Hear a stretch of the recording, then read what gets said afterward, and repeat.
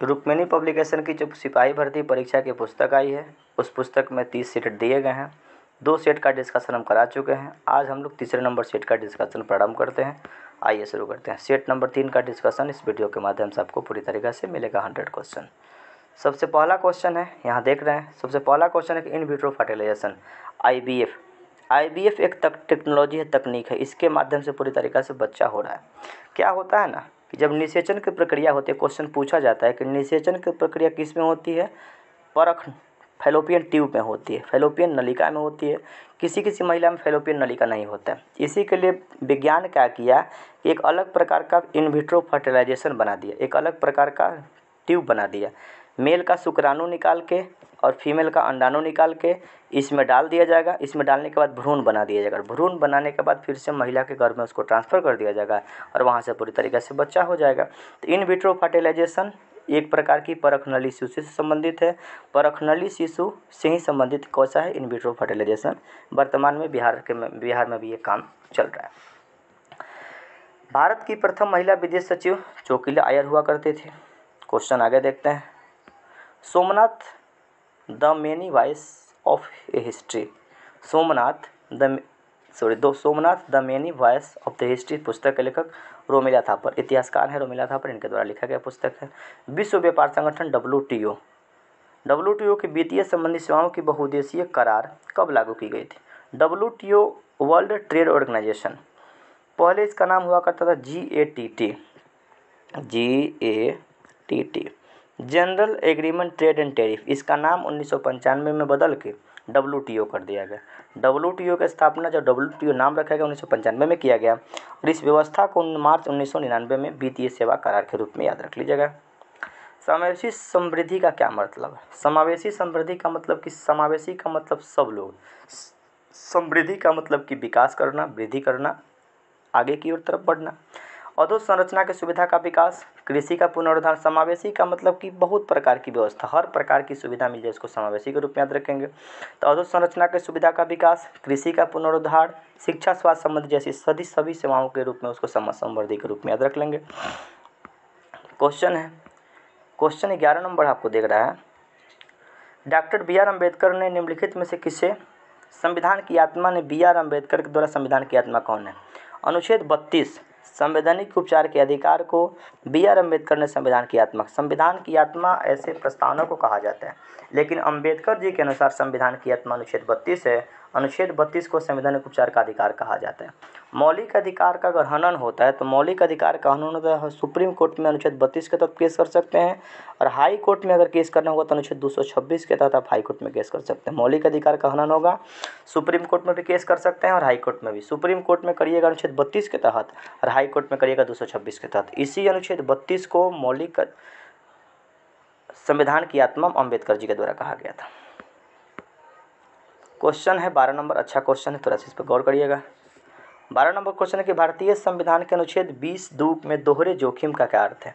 दोहरे जोखिम का मतलब कि कोई व्यक्ति एक बार क्राइम करता है, उस क्राइम एक बार कोई क्राइम करता है, 2 बार उसको सज़ा मिलता है, इसको ही दोहरे जोखिम के रूप में याद रखा जाता है। यानी एक ही अपराध के लिए एक बार से अधिक न्यायिक कार्यवाही और दंड में भागी नहीं बना जा सकना दोहरे जोखिम के अंतर्गत रखा जाता है। मान लीजिए कि कोई व्यक्ति कोई क्राइम किया, पुलिस उसको पकड़ लिया, जेल में उसको डाल दिया, उसका निर्णय 20 साल के बाद आता है। 20 साल के बाद लगता है कि वो दोषी नहीं पाया जाता है, यानी 20 साल के बाद निर्णय आता है। उस निर्णय में यही आता है कि व्यक्ति दोषी नहीं था। जब दोषी नहीं था तो 20 साल तक उसको जेल में रख दिया गया, ये इसके मौलिक अधिकार का हनन हुआ, इसी को दोहरे जोखिम के रूप में याद रखा जाता है। अब मान लीजिए कि फिर क्या होगा कि कोई व्यक्ति 20 साल तक जेल में रहा और 20 साल के बाद निर्णय आता है कि इसको फांसी की सज़ा सुना दीजिए, तो दोहरा जोखिम के अंतर्गत आ जाएगा। मान लीजिए कि 20 साल तक वो जेल में रहा, जब फांसी देना था तो पहले ही दिन क्यों नहीं हमको कर दिए? 20 साल जेल में रखने के बाद आज फांसी दे रहे हैं, लेकिन 20 साल तो मेरा समय व्यर्थ हो गया, इसको ही दोहरे जोखिम के रूप में याद रखा जाता है। ऐसे राजीव गांधी का जो हत्यारा था उसके लिए इस प्रकार का व्यवस्था था, अभी वर्तमान में न्यूज में था। कोई व्यक्ति राष्ट्रपति के रूप में निर्वाचित होने की पात्र तभी होता है जब वह भारत का नागरिक हो, 35 साल की उम्र रखा हो, लोकसभा का सदस्य निर्वाचित होने की योग्यता रखता हो, भारत सरकार या राज्य सरकार किसी भी लाभ के पद पर आसीन हो। बिल्कुल तीनों सही है, इस बात को ध्यान रख लीजिएगा। क्वेश्चन है कि राज्य की कार्यपालिका शक्ति देश की कार्यपालिका शक्ति राष्ट्रपति में निहित होती है और राज्य की कार्यपालिका शक्ति राज्यपाल में निहित होती है। जिला परिषद का सचिव कौन होता है? जिला परिषद का सचिव जिला विकास पदाधिकारी होता है। चौखट में नहीं अटता किसकी कविता है? चौखट में नहीं अटता अनामिका की कविता के रूप में याद रख लीजिएगा, अनामिका कविता है। क्वेश्चन है तामिर शब्द का क्या अर्थ होता है? तामिर शब्द का क्या अर्थ है? तो तामिर शब्द का तामिर शब्द का अर्थ अंधकार होता है। तामिर शब्द का अर्थ अंधकार होता है।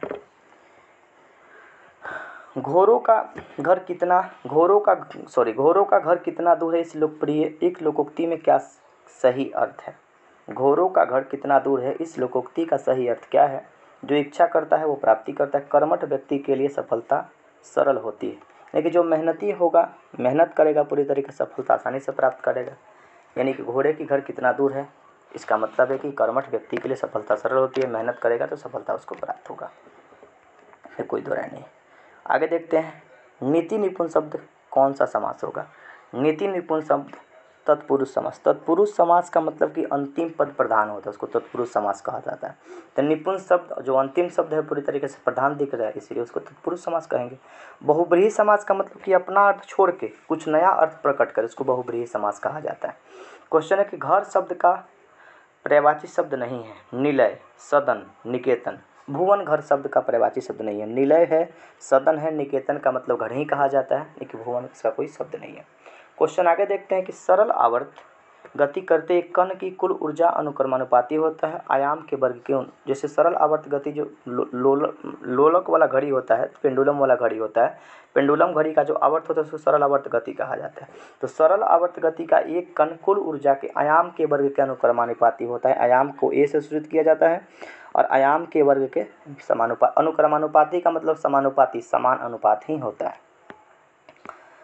बर्नौली का प्रमेय निम्नलिखित में किस पर लागू होता है? बर्नौली का प्रमेय द्रव के प्रवाह पर ही पूरी तरीके से लागू होता है। बर्नौली के सिद्धांत के अनुसार ही ना, घर का छत कभी कभी आंधी में उड़ जाता है। ट्रेन से जाइएगा तो ट्रेन के नज़दीक में आपको खड़ा नहीं रहना होता है, यह आपको पूरी तरीके से हिदायत दिया जाता है कि ट्रेन जब जाए तो ट्रेन से दूर खड़ा रहिएगा। ट्रेन के पास खड़ा रहिएगा तो ट्रेन आपको अपनी ओर खींच लेगा। ये बर्नौली के प्रमेय के कारण ही होता है। क्वेश्चन देखते हैं कि सामान्य द्रव्यमान वाले पदार्थों के एक समान गोला, डिस्क तथा ठोस सिलेंडर आनत तल पर विरामावस्था से लुढ़काए जाते हैं। निम्नलिखित में से कौन पहले तली पर पहुंचेगा? ठोस गोला पहले पहुंचेगा, जो ठोस होगा पूरी तरीके से वो पहले पहुंचेगा।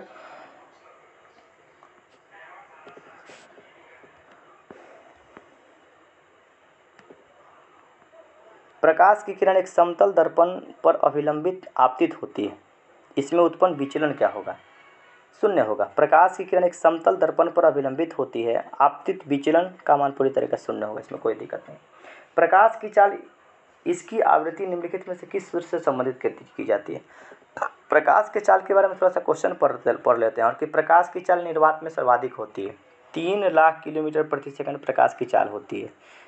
निर्वात में प्रकाश की चाल 3 × 10⁸ मीटर प्रति सेकंड होता है। तो चाल का मतलब वो यहाँ पे हो जाएगा, चाल बराबर आवृत्ति गुणे तरंगदैर्घ्य। इसको ध्यान रख लीजिएगा। प्रकाश की चाल, इसकी आवृत्ति निम्नलिखित में से चाल और आवृत्ति, चाल बराबर आवृत्ति गुणे तरंगदैर्घ्य से इसको हम लोग निकाल सकते हैं। आवृत्ति का मात्रक हर्ट्ज होता है और तरंगदैर्घ्य का मात्रक मीटर होता है। सामान्य मानव नेत्र में फोकसन किया जाता है। सामान्य मानव नेत्र में फोकसन किया जाता है पक्षाभि मांसपेशी और लेंस की उतलता परिवर्तन से। ऑप्शन नंबर इसका सी होगा। दीवार के पीछे खड़े एक व्यक्ति की आवाज़ पहचानने का तरीका विवर्तन और गुणता होता है। गुणता के आधार पर ही आवाज़ पहचान जाते हैं। यानी कि मान लीजिए कि लता मंगेशकर का गाना सुन रहे हैं, तो लता मंगेशकर की आवाज़ का कुछ गुण है, उस गुण के अनुसार ही हम आवाज़ को पूरी तरीके से पहचान जाते हैं। पिच से आवाज़ हो सकता है कि भारी हो, आवाज़ हो सकता है कि पतला हो। महिलाओं का आवाज़ पिच जो होता है ज़्यादा होता है, जिसका आवाज़ सुरीला होगा उसका पिच ज़्यादा होता है। ठीक है, तो गुणता के अनुसार ही हम किसी की आवाज़ को पहचान सकते हैं। कोई व्यक्ति किस प्रकार के गाता है, उस आवाज़ का एक अलग गुण होता है, उसी को गुणता के रूप में याद रखा जाता है। गैल्वेनोमीटर को आमीटर में बदलने के लिए क्या लगाया जाता है? आमीटर से विद्युत धारा को मापा जाता है। गैल्वेनोमीटर को अगर आमीटर में बनाना है तो निम्न प्रतिरोध को समानांतर क्रम में जोड़ेंगे तो हम लोग पूरी तरह से आमीटर बन जाएगा। और आमीटर को हमेशा श्रेणी क्रम में जोड़ा जाता है। आमीटर से विद्युत धारा को मापा जाता है अस्थायी चुंबक बनाने के लिए किसका प्रयोग करते हैं? अगर ऑप्शन में इस्पात होता तो इस्पात मारते। अस्थायी चुंबक बनाने के लिए इस्पात का प्रयोग करते हैं, लेकिन इसमें ऑप्शन में नहीं है, इसलिए कोबाल्ट इसका सही आंसर होगा। ट्रांसफार्मर के बारे में क्वेश्चन थोड़ा सा बनता है, पढ़ लेते हैं। ट्रांसफार्मर का उपयोग हम लोग हमेशा एसी पर करते हैं, यानी कि प्रत्यावर्ती धारा पर ही ट्रांसफार्मर का उपयोग करते हैं। ट्रांसफार्मर का उपयोग डीसी पे नहीं करेंगे, डीसी पे करेंगे तो ट्रांसफार्मर हमारा जल जाएगा। ठीक, ट्रांसफार्मर का काम है वोल्टेज को बढ़ाना और वोल्टेज को घटाना। दो प्रकार का ट्रांसफार्मर होता है, एक ट्रांसफार्मर को कहा जाता है स्टेप अप और एक को कहा जाता है स्टेप डाउन। देखिए, ऐसा ट्रांसफार्मर जो वोल्टेज को बढ़ाता है उसको स्टेप अप कहा जाता है, जो वोल्टेज को घटाता है उसको स्टेप डाउन कहा जाता है। ट्रांसफार्मर का उपयोग वोल्टेज को घटाने और बढ़ाने में ही किया जाता है। ठीक, इसका सही आंसर पर्याप्त प्रत्यावर्ती धारा प्राप्त करने के लिए ट्रांसफार्मर का उपयोग किया जाता है। ऑप्शन नंबर बी सही होगा। और भी थोड़ा समझिए, हमारे गांव में जो लगा होता है, आपके गांव हमारे गांव हर लोगों के जो पास बिजली ट्रांसफार्मर लगा हो उसको व्यापारिक ट्रांसफार्मर कहा जाता है। बिजनेस के पर्पज से लगता है। व्यापारिक ट्रांसफार्मर स्टेप डाउन ट्रांसफार्मर होता है। पावर हाउस से कुछ अलग बिजली आता है और हमारे घर पे कुछ अलग बिजली आता है। तो हमारे गांव में जो ट्रांसफार्मर लगा उसको स्टेप डाउन ट्रांसफार्मर बोलेंगे। स्टेप डाउन ट्रांसफार्मर को व्यापारिक ट्रांसफार्मर भी कहा जाता है। आगे देखते हैं क्वेश्चन। हड़प्पा सभ्यता संबंधित है। हड़प्पा सभ्यता कांस्ययुगीन सभ्यता है। कांसा धातु मिला था, कांसा तांबा और टिन का मिश्रण होता है। हड़प्पा सभ्यता आदि ऐतिहासिक काल का उदाहरण है और हड़प्पा सभ्यता कांस्ययुगीन सभ्यता है। जैन परंपरा के अनुसार पहले गुरु का नाम ऋषभदेव हुआ करता था। जैन धर्म में 24 गुरु हुआ करते थे। गुरु को तीर्थंकर कहा जाता है। पहले गुरु का नाम ऋषभदेव था। ऋषभदेव का प्रतीक चिन्ह सार हुआ करता था। महाबोधि मंदिर, तो महाबोधि मंदिर अपने बिहार में अवस्थित है, इसमें कोई दिक्कत नहीं है। हर्षवर्धन की मृत्यु 647 ईस्वी में हुआ था। हर्षवर्धन हिंगसांग के शासनकाल में आया था। हर्षवर्धन के शासनकाल में हिंगसांग। मोहम्मद गजनवी के साथ भारत आने वाला प्रसिद्ध इतिहासकार कौन था? मोहम्मद गजनवी के साथ आने वाला प्रसिद्ध इतिहासकार अल-बरूनी हुआ करता था। अल-बरूनी मोहम्मद गजनवी के साथ आया था। प्रशासन की बुनियादी और आवश्यक तत्व क्या होता है? प्रशासन की बुनियादी और आवश्यक तत्व संगठन होता है, ग्रुप होता है। ग्रुप के अनुसार ही पूरी तरीके से प्रशासन को चला सकते। जैसे बिहार पुलिस का ग्रुप है जो प्रशासन को अच्छे तरीके से चला सकते हैं, कोई भी ग्रुप अच्छे तरीके से चला सकता है। बाबर ने तुजुक ए बाबरी किस भाषा में लिखा था? तुजुक ए बाबरी तुर्की भाषा में लिखा था। बाबर का आत्मकथा, ध्यान रख लीजिए। आगे देखते हैं क्वेश्चन।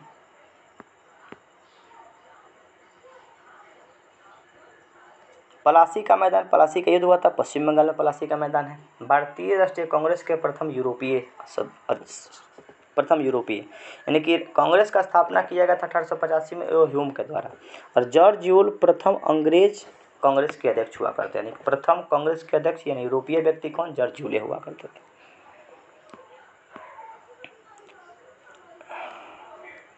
कृष्ण उष्णकटिबंधीय खाद्य फसल के लिए 27 डिग्री सेल्सियस का तापक्रम और 100 डिग्री सेल्सियस अधिक वर्षा पड़ती है। चावल के लिए 27 डिग्री सेल्सियस और 100 डिग्री से अधिक वर्षा की जरूरत होती है। केंद्रीय चावल अनुसंधान संस्थान कहाँ पे? कटक, उड़ीसा में स्थित है। अंतर्राष्ट्रीय चावल अनुसंधान संस्थान फिलीपींस की राजधानी मनीला में स्थित है। एशियन डेवलपमेंट बैंक का मुख्यालय फिलीपींस की राजधानी मनीला में स्थित है। क्वेश्चन है कि भारत का सबसे बड़ा बंदरगाह कौन सा है जो कुल निर्यात का 5वें भाग संभालता है? सबसे बड़ा बंदरगाह जो कुल निर्यात का सबसे बड़ा बंदरगाह भारत में कौन? मुंबई है। सबसे गहरा बंदरगाह कौन? विशाखापत्तनम। कहाँ पे? आंध्र प्रदेश में स्थित है। चेन्नई में एन्नौर बंदरगाह है, तूतीकोरिन बंदरगाह है। कोलकाता एक बंदरगाह का ही नाम है, एक हल्दिया बंदरगाह और एक कोलकाता बंदरगाह। कहाँ? पश्चिम बंगाल में। कोलकाता बंदरगाह का नाम बदल के बाद वर्तमान में श्यामा प्रसाद मुखर्जी बंदरगाह रखा गया। वायुमंडल ओजोन की ऊपरी परत में किससे बनी होती है? ऑक्सीजन के परमाणु से बनी होती है। ओजोन का सूत्र O3 होता है। 3 गो O मिलता है, O प्लस O यानी O3 बन जाता है, यानी ऑक्सीजन का ही पूरी तरीके से बना होता है। ओजोन परत समताप मंडल में मिलता है। ओजोन परत की मोटाई डॉप्सन में मापी जाती है। ओजोन संरक्षण दिवस 16 सितंबर को मनाते हैं। सर्वाधिक ओजोन में छिद्र कहाँ पे है? अंटार्कटिका वाले क्षेत्र दक्षिणी ध्रुव में है। भूचाल का अपकेंद्र क्या होता है? अपकेंद्र क्या होता है? भूचाल का मतलब जब पृथ्वी में भूकंप आता है तो पृथ्वी के सतह का वह बिंदु जहां भूकंप केंद्र के ऊर्ध्वाधर होता है उसको भूकंप केंद्र के रूप में, अपकेंद्र के रूप में याद रखेंगे। यानी कि मान लीजिए कि यहाँ पृथ्वी का नीचा पॉइंट, ये हम लोगों का पृथ्वी के ऊपर वाले को फोकस कहा जाता है और नीचे वाले को हम लोग क्या बोलते हैं? अपकेंद्र बोला जाता है। ये इस चीज़ को अपकेंद्र के रूप में याद रखेंगे। जहाँ से भूकंप की उत्पत्ति हो उसको अभिकेंद्र, अपकेंद्र बोलेंगे। और जहाँ भूकंप के ऊपर अनुभव होगा उसको बोलेंगे हम लोग अधिकेंद्र के रूप में याद रखेंगे। इस बात को थोड़ा सा याद रखेंगे, फोकस और अधिकेंद्र। इस वाले भाग को अपकेंद्र या अधिकेंद्र, रोकिएगा 1 मिनट।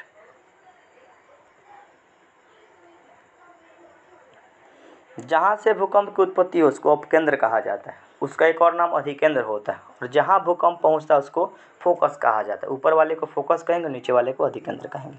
अलंकेश्वर किसके लिए प्रसिद्ध है? अलंकेश्वर तेल के लिए प्रसिद्ध, तेल का क्षेत्र है। लक्षद्वीप में कौन सी भाषा बोली जाती है? लक्षद्वीप में मलयालम भाषा बोला जाता है। लक्षद्वीप अपना यहाँ पे अरब सागर में स्थित है, केरल के बगल में। केरल में मलयालम भाषा, लक्षद्वीप में मलयालम भाषा। 2011 की जनगणना के अनुसार निम्नलिखित में से किस राज्य में बालक बालिकाओं का अनुपात सबसे कम है? बालक बालिकाओं का अनुपात सबसे कम नहीं, सबसे कम लिंगानुपात कहाँ का? हरियाणा का है। सबसे अधिक लिंगानुपात कहाँ का है? केरल का है। निम्नलिखित में से किस खाद्य पदार्थ में एक ही मात्रा में अधिकतम कैलोरी विद्यमान होती है? रुकिएगा। निम्नलिखित में से किस खाद्य पदार्थों में एक ही मात्रा की अधिकतम कैलोरी मात्रा होती है? मक्खन में एक ही प्रकार की कैलोरी होती है। लाफिंग गैस के रूप में किसको याद रखा जाता है? लाफिंग गैस नाइट्रस ऑक्साइड है। पीतल तांबा और जस्ता का मिश्रण बताए थे कल पिताजी, तो पिताजी का मतलब पीतल तांबा और जस्ता का मिश्रण होता है। प्राकृतिक गैस कौन है? तो प्राकृतिक गैस पूरी तरीके से मीथेन को प्राकृतिक गैस कहा जाता है। CH4 के रूप में याद रखेंगे। गोबर गैस से मीथेन गैस निकलता है। मीथेन गैस गोबर गैस प्लांट बनाने वाले वैज्ञानिक का नाम CB देसाई हुआ करता था। दिया सलाई में कौन सा फास्फोरस दिया सलाई में प्रयोग किया गया फास्फोरस का उपरूप क्या होता है? दिया सलाई में कौन सा फास्फोरस? बैंगनी फास्फोरस, लाल फास्फोरस। दिया सलाई में हम लोग लाल फास्फोरस का प्रयोग करते हैं। जो हम लोग माचिस बनाते हैं, माचिस बनाने में लाल फास्फोरस का प्रयोग करते हैं। श्वेत फास्फोरस और लाल फास्फोरस दो याद रख लीजिएगा। श्वेत फास्फोरस ज़्यादा ज्वलनशील होता है, इसलिए श्वेत फास्फोरस को पानी में डुबा कर रखते हैं, यानी फास्फोरस को जल में डुबा कर रखते हैं। और लाल फास्फोरस उतना ज्वलनशील नहीं होता है, जैसे माचिस बनाने का काम करते हैं। सोडियम को मिट्टी के तेल में रखा जाता है। सोडियम को मिट्टी के तेल में रखा जाता है और फास्फोरस को जल में डुबा कर रखता है। परमाणु क्रमांक 20 वाले इलेक्ट्रॉनिक विन्यास 2, 8, 2, 10, 8, 18, 2, 20 बिल्कुल ठीक है। बुखार को नियंत्रण कर पूछ रहे कि ज्वार नियंत्रण में कौन सी औषधि खाएंगे? बुखार होता है तो पैरासीटामोल का टैबलेट खाते हैं, इसमें कोई दिक्कत नहीं। क्वेश्चन नंबर C, बुखार लगेगा तो पैरासीटामोल का टैबलेट खा लीजिएगा, ठीक हो जाएगा बुखार। वनस्पति तेल को घी में परिवर्तित कैसे करते हैं? वनस्पति तेल को घी में परिवर्तित करने के लिए हाइड्रोजनीकरण विधि अपनाते हैं और डालडा बनता है। वनस्पति तेल का मतलब डालडा हो, तेल से डालडा बनाने के लिए हाइड्रोजन गैस प्रवेश करेंगे और हमारा तेल से डालडा बन जाएगा। समुद्री शैवाल क्या होता है? समुद्री शैवाल आयोडाइड होता है, उसमें आयोडीन की मात्रा होती है। समुद्र में जो शैवाल होते हैं उसमें आयोडीन की मात्रा होती है, इसमें कोई दिक्कत नहीं है। क्वेश्चन आगे, सेलुलोज निम्नलिखित में से किसका मुख्य घटक है? सेलुलोज कोशिका भित्ति। पादप क्या, जो पादप में ही पेड़ पौधा में ही कोशिका भित्ति होती है। जंतु कोशिका में कोशिका भित्ति नहीं होती है। कोशिका भित्ति का मतलब पेड़ का छाल, जो पेड़ के पादप कोशिका को सुरक्षा प्रदान करने के लिए काम करती है। कोशिका भित्ति सेलुलोज की बनी होती है। सेलुलोज का पाचन मानव नहीं करता है। मानव का बाल और नाखून भी सेलुलोज का बना होता है। भ्रूण विकास के लिए निम्नलिखित में से किस अंग के माध्यम से खाद्य पदार्थ पूर्ति होती है? खाद्य पदार्थ का पूर्ति किसके माध्यम से होता है? गर्भाशय के माध्यम से ही खाद्य पदार्थों की पूर्ति हो जाती है, इसमें कोई दिक्कत नहीं है। पीनियल ग्रंथि कहाँ होती है? पीनियल ग्रंथि मस्तिष्क में होती है। मस्तिष्क ब्रेन के रूप में, मस्तिष्क का वजन 1400 ग्राम होता है। 70 नंबर क्वेश्चन है, निम्नलिखित में से कौन सा विटामिन पानी में घुलता है? पानी में घुलने वाला विटामिन है B और C। A, D, E, K वसा में घुलनशील। वसा में घुलनशील विटामिन का नाम A, D, E और K। जल में घुलनशील विटामिन B और C। निम्नलिखित में से कौन सा क्षेत्र भारत में सकल घरेलू उत्पाद में सर्वाधिक है? तृतीय क्षेत्र का योगदान वर्तमान में ज़्यादा हो चुका है। 3 प्रकार का क्षेत्र के बारे में पढ़ते हैं। प्राथमिक का मतलब कृषि, खनन, मत्स्य पालन, जितना भी प्राकृतिक संसाधन पे चीज़ होगा उसको कहा जाएगा प्राथमिक क्षेत्र। विपणन का काम होगा, कंपनी बनाने की प्रक्रिया होगी, वो सब द्वितीय क्षेत्र के अंतर्गत होगा।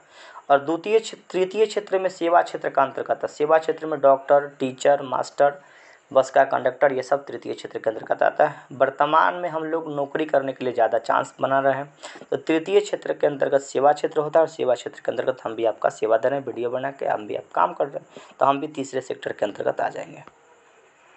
सूक्ष्म अर्थशास्त्र का संबंध।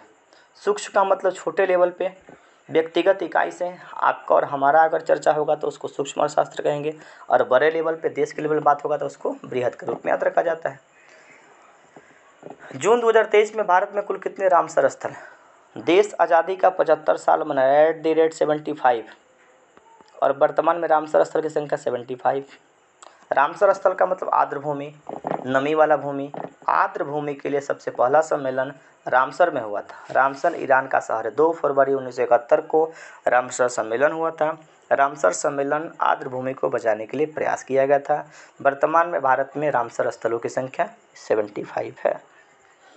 भारत में बेरोजगारी का प्रमुख कारण, बेरोजगारी का मेन कारण हमारे पास जनसंख्या में वृद्धि है। जनसंख्या की तीव्र वृद्धि ही बेरोजगारी का मेन कारण है।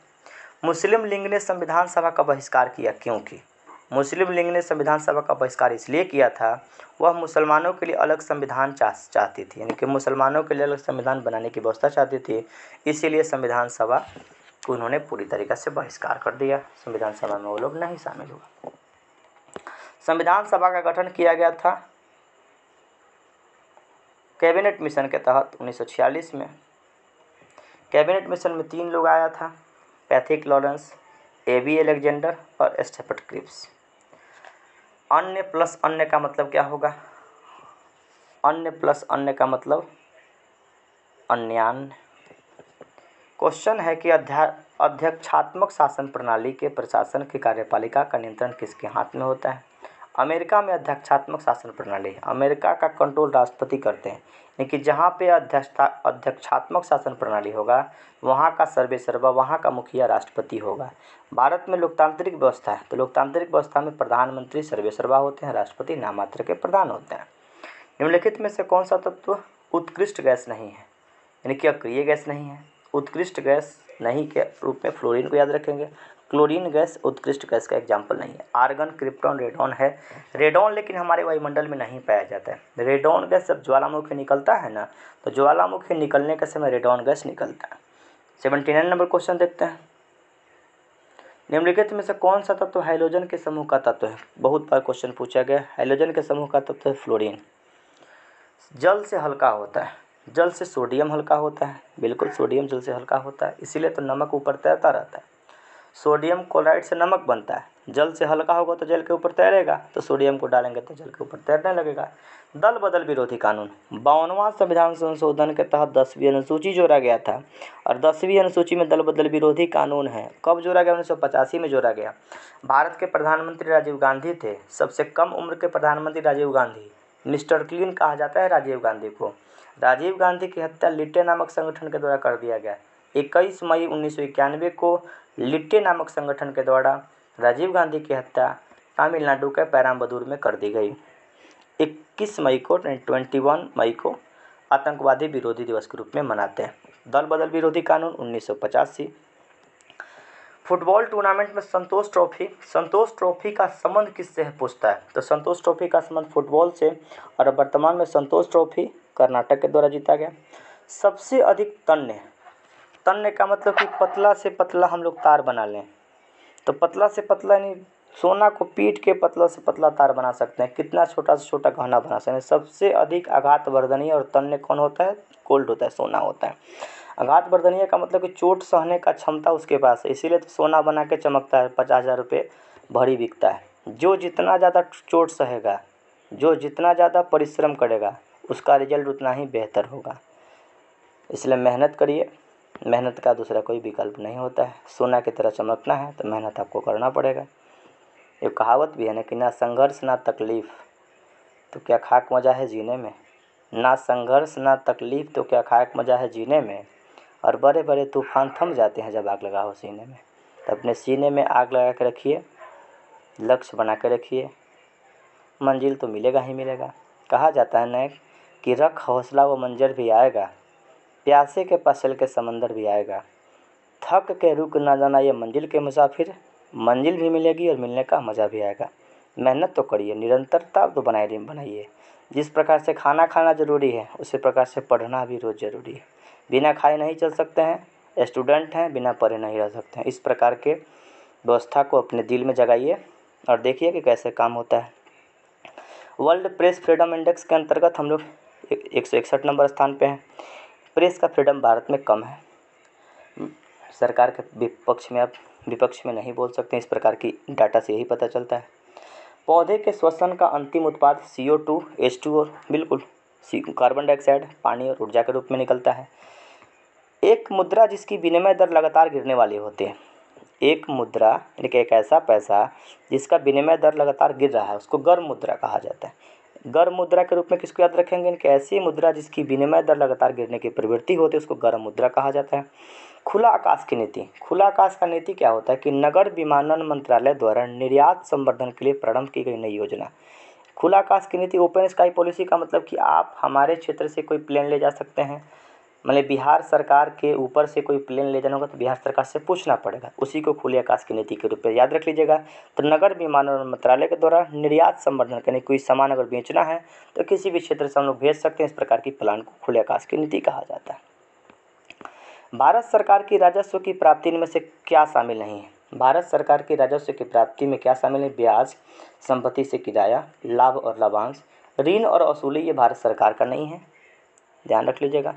रुपया की परिवर्तनीयता का क्या अर्थ है? रुपया की परिवर्तनीयता का क्या अर्थ है? निर्यात में वृद्धि, नौकरशाहियों के नियंत्रण में कमी करना, हवाला बाजारों का प्रोत्साहन को कम करना।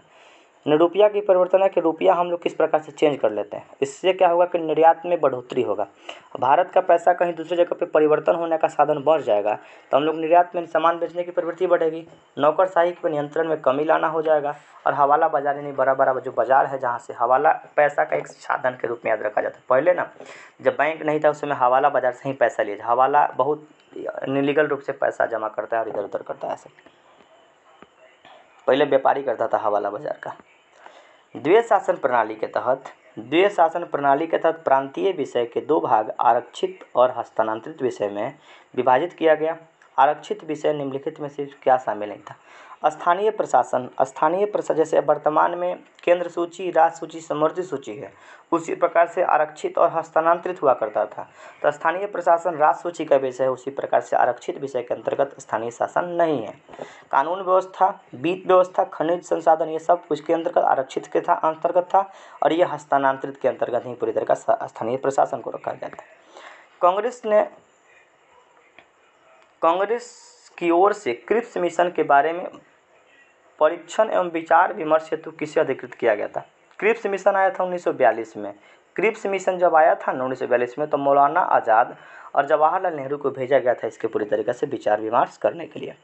क्रिप्स मिशन आया कब था? 1942 में क्रिप्स मिशन आया था, याद रख लीजिएगा। और आया था तो भेजा किसको गया था? तो मौलाना अबुल कलाम आज़ाद को। मौलाना अबुल आज़ाद भारत के प्रथम शिक्षा मंत्री के रूप में काम किए थे। DY चंद्रचूड़ भारत के महान्यायवादी हैं, 50वें नंबर के महान्यायवादी DY चंद्रचूड़ हैं। DY चंद्रचूड़ के फादर भी महान्यायवादी हुआ करते थे। वर्तमान में DY चंद्रचूड़ 50वें नंबर के महान्यायवादी हैं, महान्यायवादी नहीं, chief justice of India, supreme court का मुख्य न्यायाधीश। वर्तमान में सुप्रीम कोर्ट का न्यायाधीश 33+1, 33 न्यायाधीश और एक मुख्य न्यायाधीश, 34 वर्तमान में न्यायाधीश की संख्या है। इस बात को भी थोड़ा सा गौर करिएगा। DY चंद्रचूड़ भारत के 50वें चीफ जस्टिस ऑफ इंडिया है। पूर्व का मैनचेस्टर कहा जाता है ओसाका को। मैनचेस्टर का मतलब कि जहाँ पे कपड़ा बनेगा, कपड़ा बनाने वाले जगह को मैनचेस्टर के रूप में याद रखेंगे।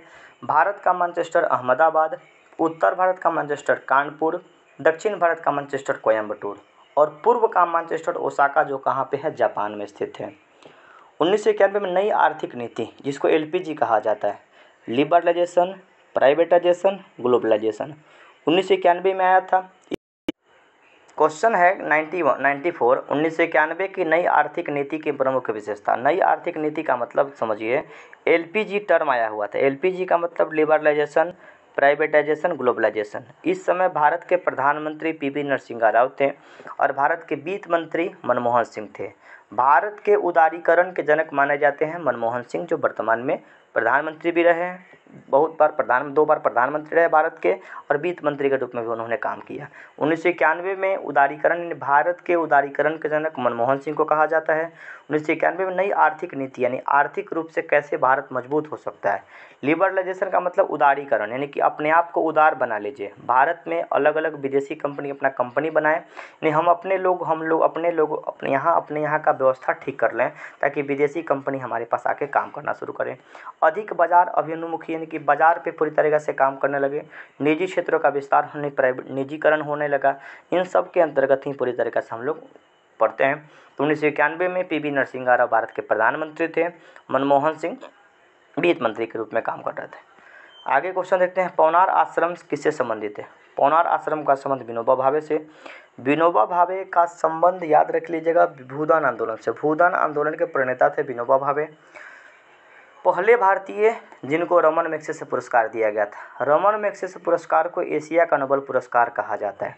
फिलीपींस के एक राष्ट्रपति हुआ करते थे रमन मैग्सेसे, उनके सम्मान में रमन मैग्सेसे पुरस्कार दिया जाता है। रमन मैग्सेसे पुरस्कार को एशिया का नोबेल पुरस्कार कहा जाता है। फिलीपींस के बारे में याद रखिएगा, फिलीपींस की राजधानी मनीला में एशियन डेवलपमेंट बैंक, एशियाई विकास बैंक का मुख्यालय है, जिसकी स्थापना 1966 में किया गया था। अंतर्राष्ट्रीय चावल अनुसंधान संस्थान भी फिलीपींस की राजधानी मनीला में ही है। इस वीडियो में इतना ही। ये वीडियो सब कैसा लग रहा है कमेंट करके जरूर बताइएगा। सेट नंबर 3 का डिस्कशन यहाँ पे ख़त्म होता है। सेट नंबर 4 का डिस्कशन हम लोग प्रारंभ करेंगे अगले वीडियो के माध्यम से। धन्यवाद, फिर मिलेंगे अगले वीडियो में।